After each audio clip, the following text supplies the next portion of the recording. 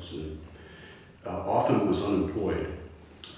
In the summertime, when the weather was good, they worked long, hard hours. In the wintertime, unemployed. And one of the things that, as I grew up, that bothered me was this up and down cycle of employment, unemployment, you know, back and forth.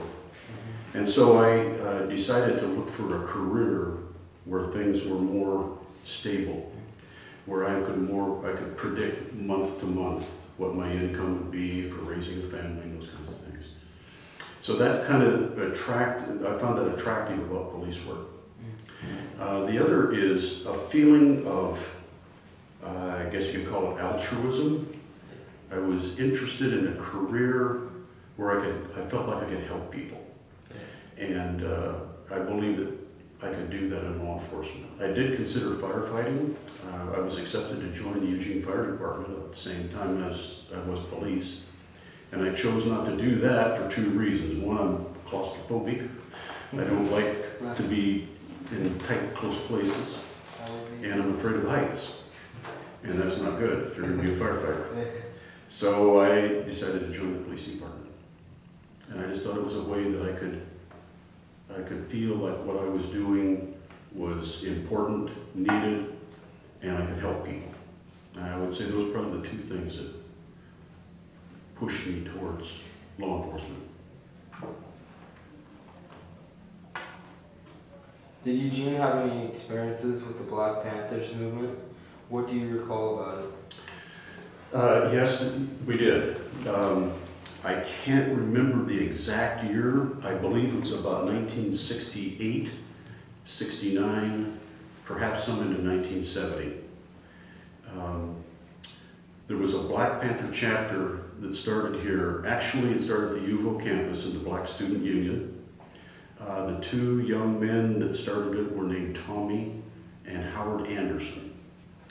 They were both from Central California, as I recall.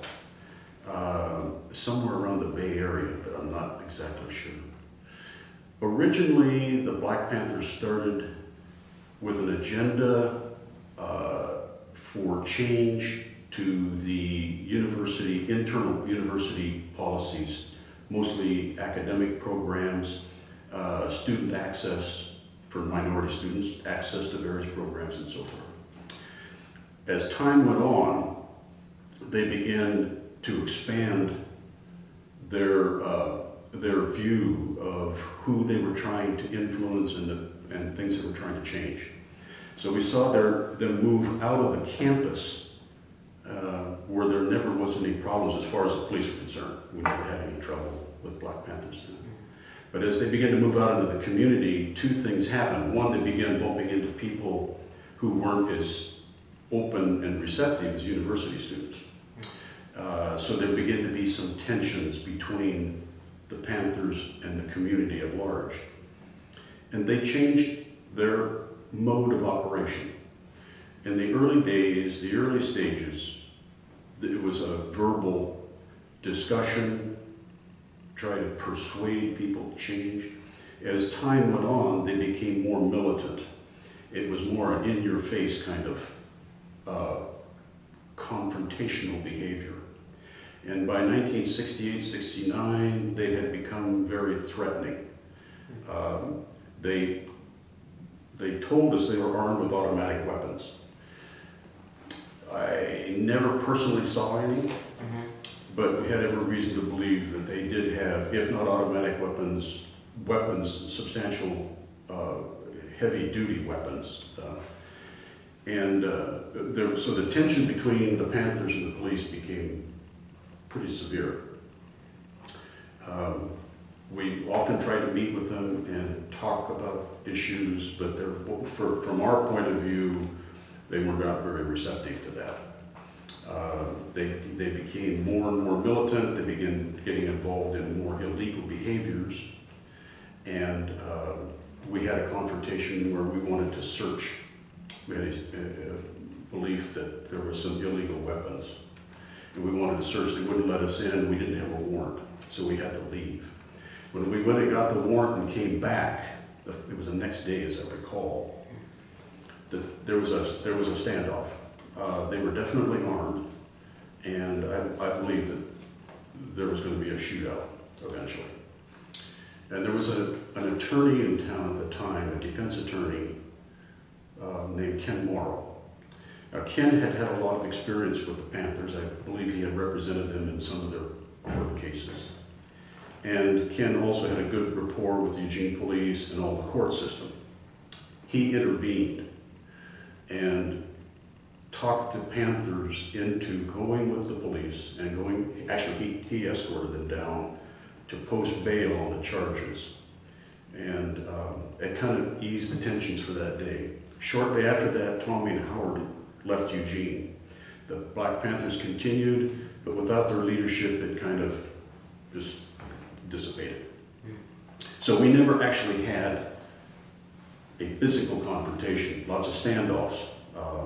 They would demonstrate in front of the free speech platform at the EMU, the student union on campus. And then there were several confrontations in the Eugene downtown park blocks at 8th and Oak, kind of where Saturday Market is. That area is a park, open public park. And we had several confrontations there, but none of them turned really physical. So we were fortunate in that regard. Other cities weren't so fortunate. They ended up with shootouts and a lot of people getting killed. And but that didn't happen here, although we did have a chapter here. Never came to that, fortunately. Okay. Could you describe what happened during the anti-war movement in Eugene from the police department perspective? Right. There's really two, I won't call them separate eras, but a little bit different focus to the protests that occurred in Eugene. In the early to mid-60s, we had several protests here that were focused primarily on minority or civil rights issues. We had a person come into Eugene, his name was George Lincoln Rockwell, and he was the head of the American Nazi Party. And he was going to give a speech at the university in MacArthur Court. And an officer named Don Ellingson and I were assigned as kind of like bodyguards. We were in uniform to try and, keep him, protect him a little bit. And I thought that day things were going to get out of control. There was probably 4,000 or 5,000 students, and they were really angry, very upset. They did hear him speak, and we did get him out of the building without anything untoward happening. We had Gus Hall, head of the American Communist Party, speak here. Very contentious people in the community outside the university were very upset that we would allow communists to come into the university would. And of course, I think it was perhaps President Clark, perhaps President Johnson maybe at that time, said that's the purpose of the university, is the exchange of ideas, and everybody is free to come and speak freely. So we had those kinds of confrontations or events that could have been confrontations that kind of dissipated without anything bad really happening. But it began to set the stage for other groups coming in to protest. And so we had a lot of racial tensions in the South United States. And we noticed that as those became more noteworthy in the press and the media, it began to affect the relations here between our Anglo community and the various minority communities, and we began to have conflict that way. But it never escalated to the point where we had riots or some were pretty tense confrontations, but not physical. And as time went on, into the late 60s and early 70s, we began to see the racial or civil rights issues kind of move to the side, move to the background. And we began seeing the unrest in both the students at the university and the general public in Eugene of anti-Vietnam War. The sentiment was really against that war with a big majority, I think, of the people, especially on the campus. As they felt that they couldn't get their voices heard to try and affect how that war was going, we began to see them move more into physical confrontation, protests. And there was a group called Students for Democratic Society. Generally speaking, a non-violent group. Their focus was public education. That was their goal. And in most respects, I think that's what they did as a group. Yet they had some, what I would call almost like guerrilla theater. They would throw fake blood on Army recruiters. They were opposed to homelessness and poverty, so they built a little shanty town, little cardboard shanties up on the campus. They dug up the lawns around Johnson Hall with holes that they were to demonstrate the bombing craters in Vietnam, the Air Force dropping bombs, things like that, but nothing really violent. By and large, the cops and everybody just walk by and look at their theater and just move on. There wasn't anything that was a problem in terms of those kind of confrontations.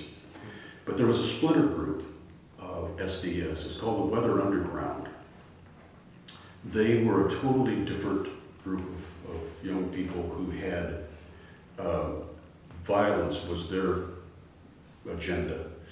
They believed that the way you change things is to attack and to blow things up. And over a period of a few months, we had about 35 bombings in Eugene. They bombed Johnson Hall, the athletic department, the Department of Motor Vehicles. They tried to bomb the Democratic headquarters. The bomb was a dud, it didn't go off. They bombed PLC Hall, Prince Lucian Campbell Hall in the U of O. That was probably the worst bombing, substantial damage. There was a whole bunch of those. Johnson Hall was a fairly large explosion, but it didn't do a lot of damage. If you're familiar with Johnson Hall, it's the administration building, 13th and University. The windows for the basement you have your building like this, and then they're dug out, so there's like a light well that goes down in. Well, they put the bomb down in there, thinking it's going to blow the building apart. Well, it doesn't.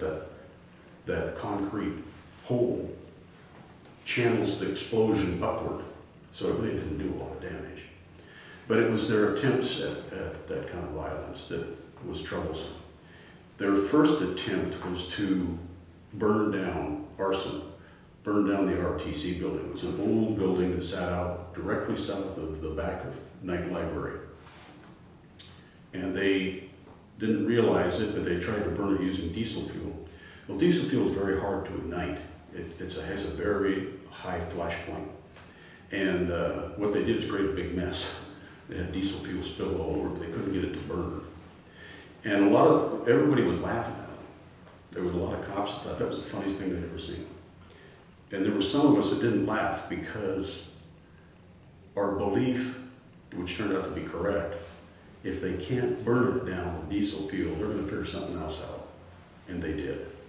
They went to a logging company north of us by Sweet Home, I forget the name of the company, and they stored their dynamite out that they used in their logging operations. And they went up, and there was a night watchman, and they killed him, stole the dynamite, and they hid it in a cave they had dug out on the hillside out by Jasper area. And that's what they were using to bomb things in Eugene. I'm not exactly sure on the number. I think it was about 35 bombings. So things turned fairly violent, which was very different than any of the things that we'd had with protests before. The police, we worked with a student body president, his name was Ron Ekus, and he helped us in the early 70s, really, with better communication with the groups. They had changed. In the early years in the 60s, they were very small, disorganized. It was hard for us to find anybody that was kind of, in charge, that we could talk to them. In the 70s, that had changed. The groups were larger, they had organization, and we were able to talk with those people as intermediate, like with Ron Ekus, being an intermediary. And so we were able to help them in a certain way. We wanted to, obviously they have a right to assemble, and they have a right to free speech, constitutional guarantees. And as police officers, our responsibility is to help you or groups exercise their constitutional rights, to protect those rights. So we were looking for a way that they can have a protest, but not have the damage and the injuries that were, could happen. So we agreed that they needed a symbolic thing to protest against. And we begged the ROTC. They have a building here, there's a great big grass field there. Let them gather around out there, protest. They have their symbolic target that they're protesting against, the military. And they we'd meet out there every night. We'd line up the cops, and they'd throw rocks at us, and they'd protest. And everything went along pretty smoothly. We almost got into kind of a routine. It would start on Monday evening. On about Thursday, everyone's getting tired. Everyone kind of agreed to take off on Friday. Cops stayed home, protesters went and did something else. And then on Monday, we'd come back and go at it again. And it became kind of the way you just do business. Unfortunately, the university moved the ROTC building. Actually, they moved the building, but they moved their people from the old building to a new building, which at the time was at 17th and faced Alder Street. And one night, we were still letting them gather in the street. And one night, they decided to build a bonfire. And it started getting out of control, things getting bigger and bigger. And it started to catch into the trees. And they started breaking into the frat houses and sorority houses along Alder Street, people's homes, dragging stuff out of their house and throwing it on fire, and it got really big. And so we called a fire company. A truck, a pumper came up, Captain Cuddyback in charge, and they knocked the fire down pretty quickly. They knocked the fire out, and it was over. But Captain Cuddyback decided, if you can knock the fire down, you can knock down protesters too. And so they took the fire hose and bowled a bunch of protesters over those fire. That water pressure is pretty high. They were enraged, and the bricks started flying. Windows broken out of the fire truck, and it was getting pretty ugly. We got the truck out of the way, and that was the first large scale of application of tear gas that the Eugene Police Department had ever used. Up to that point, we had not used tear gas. And we began gassing them. We used baseball grenades. They look just like a baseball. Grenadiers throw those. We have what's called pepper foggers in those days. Don't use this stuff anymore. This is ancient history stuff. Pepper fogger looks like a gas-powered leaf blower, and it has a tank of tear gas on it. You have a trigger that you inject the gas into the exhaust, and it puts out huge clouds of tear gas. They didn't like the gas, so they began going north on Alder Street. They go down the block Franklin Boulevard. We didn't want that main boulevard blocked, and so we pushed them into the downtown area, where they went through the mall and picked up decorative rocks that they'd used to decorate the mall with and threw them through store windows. Had to stop that, and so we began pushing them back towards the campus. We got to 11th and Patterson, and they turned to confront the police officers, and we used tear gas again. But we hadn't done this very much, so we weren't sure. We didn't know what we were doing, to be honest. And we learned that before you deploy gas, you have to know which way the wind is blowing. And we gassed not the protesters, but all the people in the houses along 11th and Patterson. And we had an upset community, people getting gassed in their homes. Got them back up on the campus, everybody was tired, they went home, we went home, and that was the last really big confrontation. That night we put about 5 officers in the hospital with some pretty severe cuts, and I think there were a couple of broken bones, 1 concussion. A lot of people getting hurt, a lot of protesters got hurt. The officers used not only the gas, but batons, and tend to get hurt when those things get to flying. So we had really kind of 2 separate eras. One was relatively benign in certain respects. I look back at the time, I thought it was awful. That was the minority or civil rights issues, which I thought were bad at the time, but they said, you know, they paled in comparison to the anti-war demonstrations in the 70s.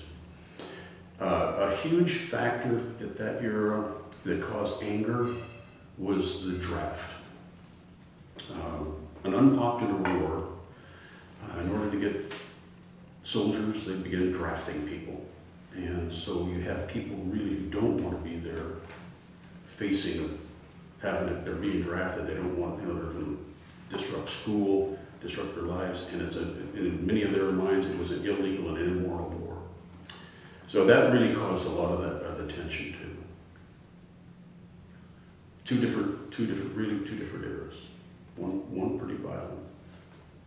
We followed the footsteps of Berkeley.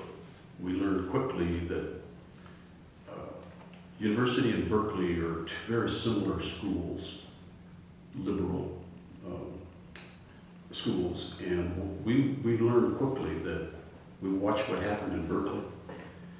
Whatever happened down in Berkeley, 1 week later is going to happen in Eugene. They copied everything. So in a way, we could kind of piggyback off of Berkeley's experience and kind of be prepared. We knew kind of what was coming. And Berkeley had a lot more deaths and violence than we did here, as bad as it was. The closest we came, what I would call a true tragedy. Are you familiar with Kent State? Have you read about Kent State? Protest at Kent State University, where it was National Guard troops. And the protesters came up to the soldiers, and nobody really clear who started it, but they started shooting. And they killed, I believe, 4 students. We had it one night in front of the ROTC. We have the police lined up and have several hundreds of protesters facing them. And they had begun making and throwing Molotov cocktails. They fill a bottle with gasoline, put a wick in it, you throw it, when the bottle breaks, you have a big flash of fire. And our troops were lined up, and we had a sergeant. And we had gotten information that they were going to attack our officers using Molotov cocktails. And the sergeant was very anxious. And I think he kind of overreacted. And he ordered an officer who was armed with a 12-gauge shotgun, a double-up buckshot, a very deadly weapon. When the protesters, when they reached that roadway, shoot them. And they reached the roadway, but fortunately for us, the officer, later retired as a captain in the Eugene Police Department, his name is Jim Horton, said this is not a legal order. This does not justify deadly force. And he wouldn't shoot. And fortunately, there was an intervention. I think the sergeant was a little over-exercised. We got him out of there and got everybody calmed down. But I always say we were one trigger pull away from our Kent State. We were very fortunate that night. Jim had the good judgment not to kill me. It didn't justify that. What was the most dangerous moment when things got out of hand? During the demonstrations or riots? I would think that it would be that incident that was mentioned. Yeah. I can't imagine that would have been a very ugly scene. The repercussions from that would have been, I mean, people still enraged about Kent State. I think clearly that was as close as it came. But, you know, when you look at that movement, I mean, when I know of at least one person that died, and they murdered a night watchman to get the dynamite. That's one we know about. Setting off those bombs, the bomb in PLC, Prince Lucian Campbell Hall, they put it, I believe it was like the 3rd floor, and it was in a restroom, a men's room. And fortunately, I don't know if they did this by design or not, fortunately it went off in the later evening hours, and there were very few people in PLC that night. A few students, you know, professors who were working in their offices, but no one was hurt. but it did tremendous damage. It blew apart several floors of that building. Fortunately, nobody was killed. Nobody, as far as I know, in the PLC, no one was injured. So there's probably 2 or 3 of those that would be, I would consider the, you know, pretty dangerous, pretty significant. What was the funniest moment in the anti-war movement? Well, it's kind of ironic in a way. You have a group of protesters, most of them, large percentage of them, against the war in Vietnam. And they're facing Eugene police officers, who, ironically, most of them are as opposed to the war as the protesters. We just have a difference of opinion as to how you ought to express that. We didn't believe that you should go out and damage people's property or harm them. You have a right to make your point, but stop this other nonsense. Our department believed, unlike state police and the sheriff's office, they didn't want their officers to talk to protesters. Eugene police saw it differently. We did not see ourselves as an army of occupation. This is our home. And regardless of what happens, when all of this stuff, the dust settles here, we still have to live here together. So we thought it would be better if officers would talk to the protesters. Not that we're going to try and change their minds, but to lessen the tension. And we have an officer named Ron Grissom, who I used to have a picture of it. I'm not sure where it's at now. Ron is dressed, we're all in riot gear. They're called Tuffy jackets. It's a heavy coat with a big collar on it, helmets, face shields. You carry, you know, the old Roman shield, and a great big nightstick, baton, gas mask, all that stuff. So Ron is facing this hippie-looking kid, long hair, one of the protesters. And this guy had gone somewhere, I don't know, Prince Butler's or someplace, and he got a big old Herkin ice cream cone. And he's standing in front of him. This is hot, and all these jackets are hot. These guys are sweating to death. Helmets on and everything. And he's licking this ice cream cone. And Ron looked at him and said, "If you don't come back with an ice cream cone for me, I'm going to throw you in jail." And we have a picture. Pretty soon, the guy left. Pretty soon, there he was. Gave Ron his ice cream cone. They sat in the curb, licking their ice cream. A cop and a protester. It's a great picture. Sat there and talked, and I just got a kick out of that. Talk about the ironies of life. Yeah. There was a lot of funny things that happened. I mentioned earlier, pepper fogger is, you know, the gas machine. We had 2 of them. One was Eugene Police, and one was the Lane County Sheriff's Office. We had a lieutenant named W.C. Hutchison, Wilbur C. Hutchison, and he was kind of a nervous character. Great guy. He'd fire that up in training, and we'd gas all the cops in training so they know what this stuff is like. Never had a problem. He'd fire that up, no problems at all. It never worked one time out on the street. Not once. He'd get nervous and he'd crank on that thing and crank. And it tickled me. We never did use ours. Sheriff's Office used theirs quite a bit. We never did get ours to work out there.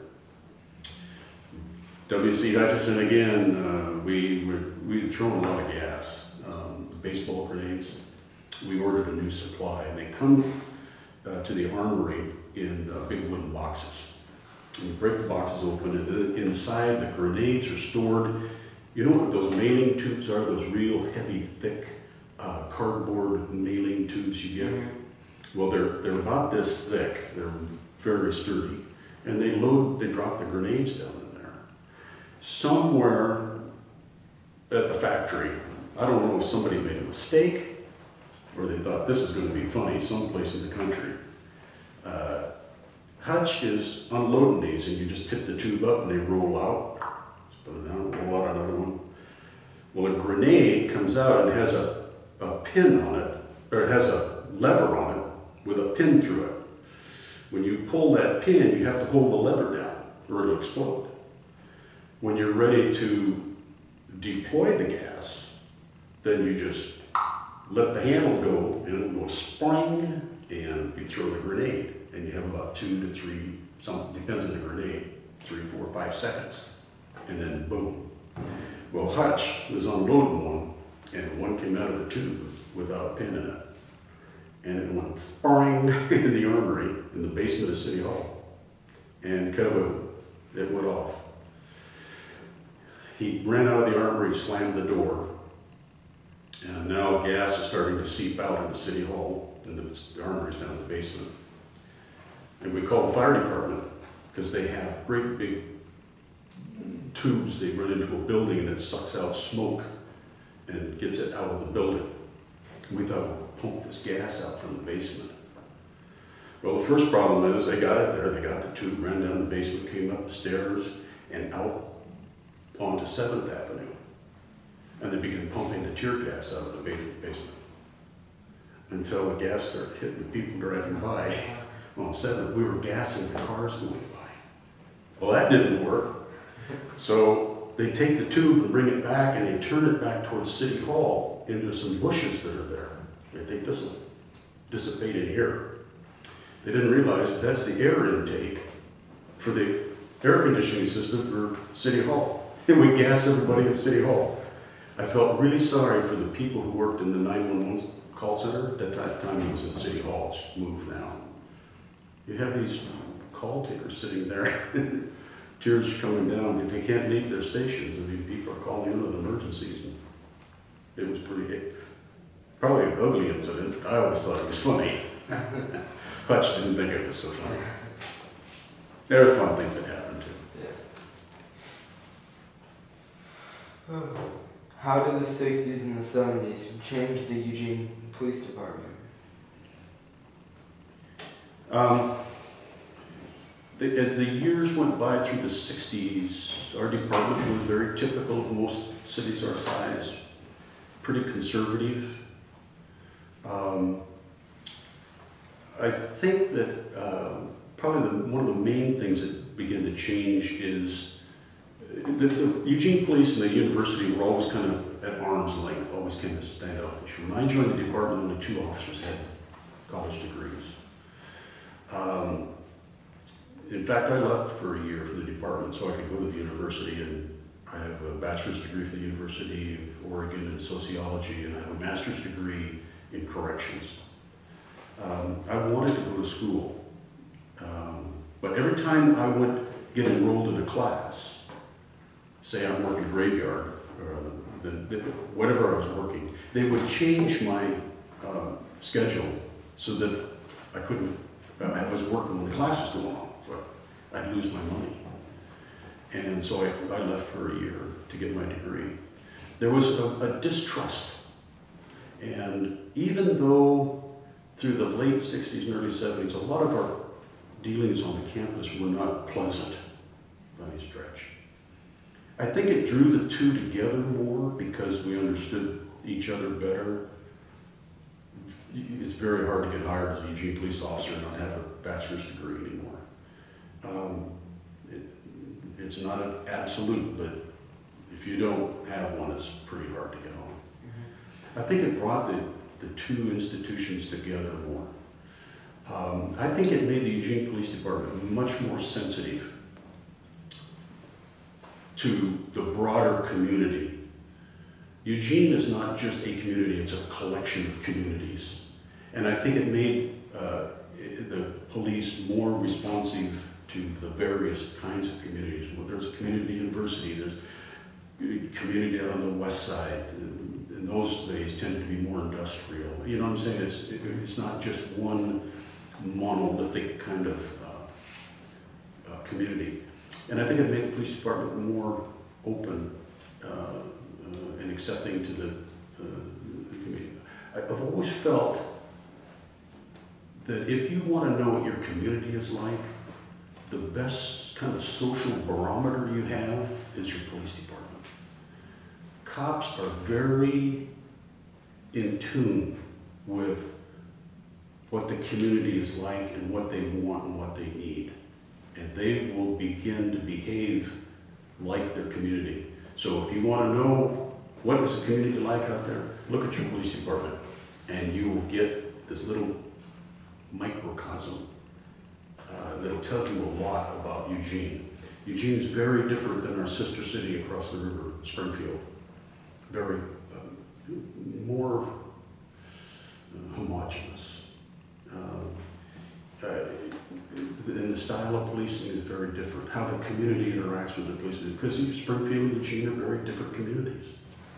And so I think it made Eugene police, more accepting, and I think that now, not saying we don't have trouble, you know, we still have the wild parties on the campus up there where a lot of our officers get hurt, you know, with too much drinking going on, and they get wild in the street and do silly stuff. And I'm not saying things are all perfect, but I think the ability to interact and communicate with the community is much better than it was. And I really think there were two community leaders who really led that movement. One is a city manager named Hugh McKinley.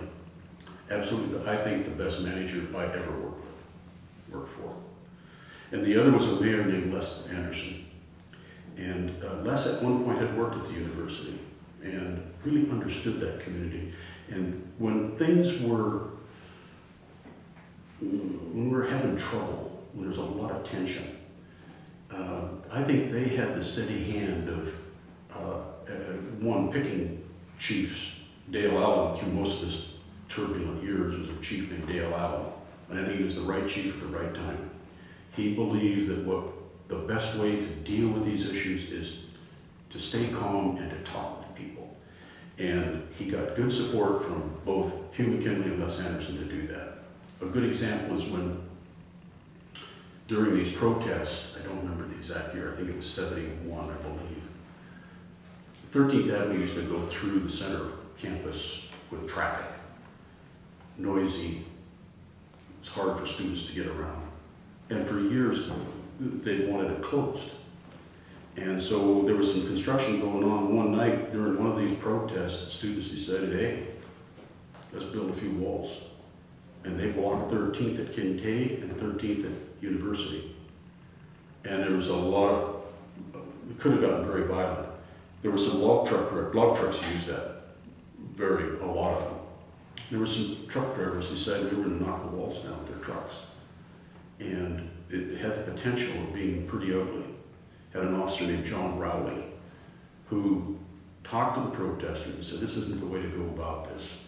You need to go to the city council, and they have the authority to vacate that street, but you need to talk with them. You need to have a dialogue with city leaders. And then they went to the truck drivers and said, you guys turn your trucks around and go home. Somebody's going to get hurt here. And they did. Students went down. The following Monday, city council meeting going on in the evening, and they literally held our council hostage. They filled that council chamber and they wouldn't let cops in or out. And Les Anderson was the mayor, very calmly got everybody, told the police to stay away. We didn't go in, and he talked with them and agreed that we'll study the matter. Eventually they passed an ordinance that vacated 13th Avenue, and it's still closed today. And I thought it was always a good example of how Eugene police, city leaders like Les Anderson, Hugh McKinley, and the students, and the university, people like President Clark, who was great, student body president Ron Egas, absolutely great to work with, how they could all get together and solve a problem in the midst of all that conflict, all that potential for some real ugly behaviors. And we ended up solving a problem that had been a thorn in the side for the university and the city, too, for years. And I always thought that was kind of, good, emblematic of, even though you have conflict, if you can communicate, you can still do a lot of good things. So I think that probably that would be the main thing that I saw happen from the police standpoint of learning to be more tolerant and be open to the ability to communicate with other people. And you see that as the years have gone by, This is a long time ago, a lot of chiefs in between there, and every one of them have followed that model. And today I look at Chief Pete Kearns, who I hired years and years ago, still very open to talking with the community and you know, dampening down the anger and the anxiety that leads you to those violent behaviors. Well, that's all the questions I have. Thank you, Okay, Mr. great, Ellis. thank you, I appreciate it, enjoyed it.